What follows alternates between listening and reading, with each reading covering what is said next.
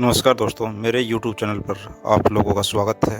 आज मैं आपको बताने वाला हूं कि आप कैसे चेक कर सकते हैं कि जो आपका कौन-सा बैंक अकाउंट है जो डीबीटी से लिंक है या फिर लिंक नहीं है। आजकल की लाइफ में हर एक इंसान के पास एक से ज़्यादा बैंक अकाउंट है।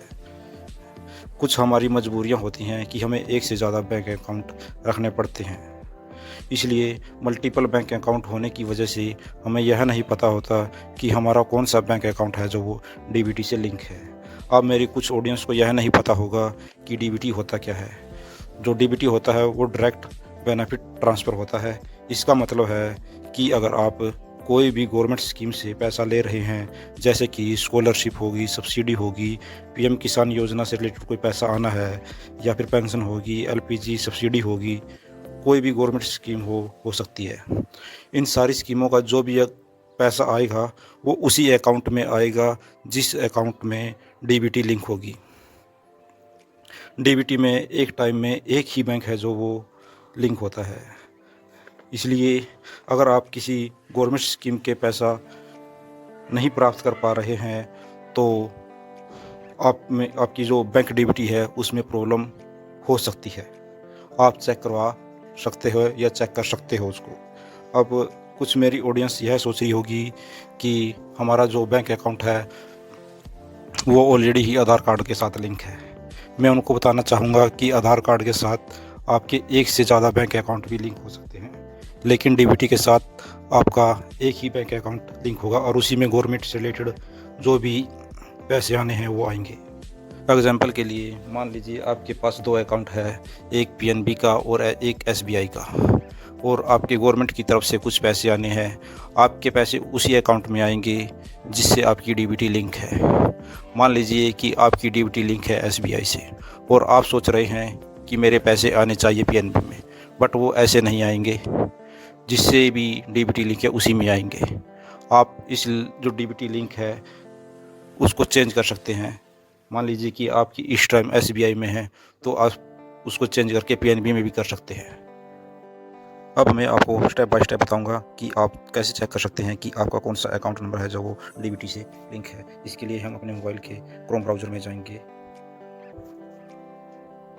और वहाँ पर हम टाइप करेंगे माई आधार पोर्टल। जैसे ही हम इसको टाइप करेंगे और इस पर ओके करेंगे तो हमारे सामने जो पहला लिंक है माई आधार, हम इस पर क्लिक करेंगे। जैसे ही हमने इस पर क्लिक किया हमारे सामने हमारी आधार वाली वेबसाइट खुल के आ चुकी है। हम इसको अब डेस्कटॉप मोड ओपन करेंगे। इसके लिए हम थ्री डॉट पर क्लिक करेंगे और डेस्कटॉप मोड पर क्लिक करेंगे। अब हमारा डेस्कटॉप मोड ओपन हो गया। अब हम चेक करें कि हमारा कौन सा जो अकाउंट है वो डीबीटी से लिंक है। इसके लिए हम लॉगिन करेंगे।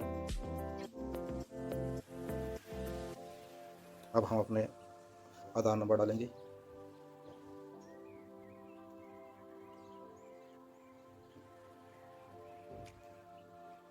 अब हम अपना कैप्चा फिल करेंगे। कैप्चा अगर कैपिटल में है तो कैपिटल में, अगर स्मॉल में है तो स्मॉल में फिल करेंगे।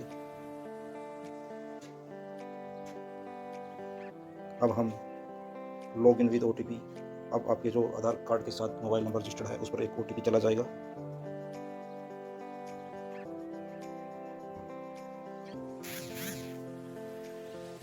जो भी हमारे आधार कार्ड के साथ मोबाइल नंबर लिंक है उस पर एक ओटीपी चला गया है।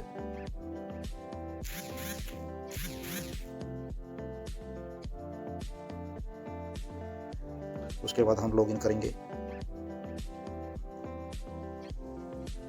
अब हमें हमारे आधार कार्ड की जो होम पेज है, हमारी जो आईडी है वो खुल के सामने आ चुकी है। अब हम seeding status, bank seeding status, हम इस पर क्लिक करेंगे। अब ये हमें दिखा देगा कि आपका आधार कार्ड के साथ ह्यूमन डीबीटी के साथ कौन सा जो अकाउंट नंबर है वो अटैच है।